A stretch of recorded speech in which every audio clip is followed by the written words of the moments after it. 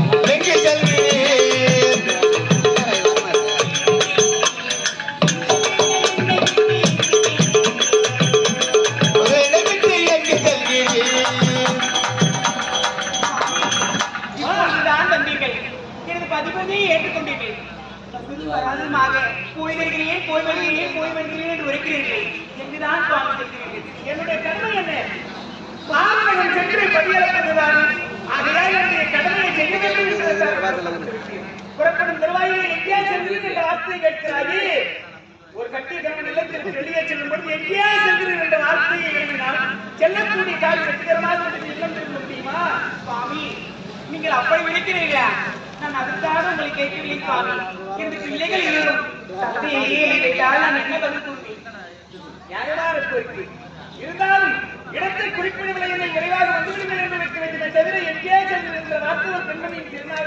கூடாது. நீ ஏன் இப்படிப்பட்ட வார்த்தைகளை உன்னை பார்த்து இந்த பாமர மக்கள் எல்லாம் பின்பற்ற மாட்டார்களா? அதுவே முதல் விஷயமாக இருக்கட்டும்.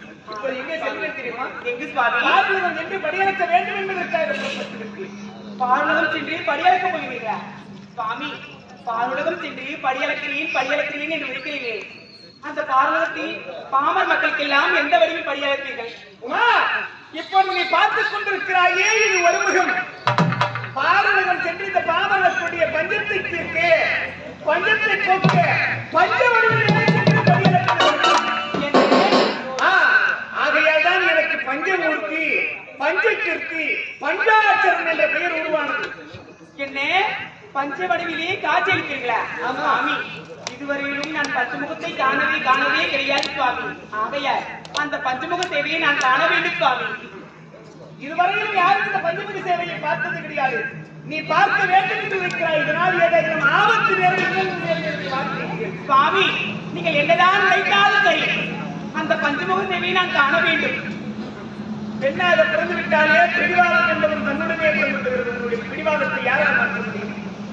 சரி, வருவது மத்தியாத்திலும் ஆறாவது வருந்தி அளித்தால் வரப்போவது கிடையாது என்று வைப்பார்கள். நீ விரும்பியபடியே பாரதம் சென்று படியளந்து திரும்புகையில் உனக்கு பஞ்சமுக தரிசனத்திற்கு அறிகிறேன்.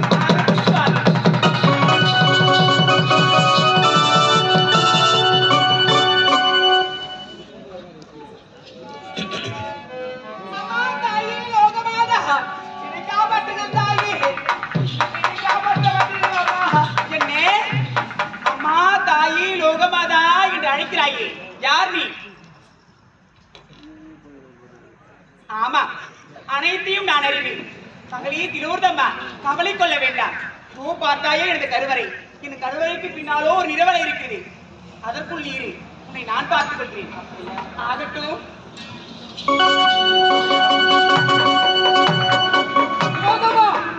கைலாயம் வந்திருக்கிறாயா?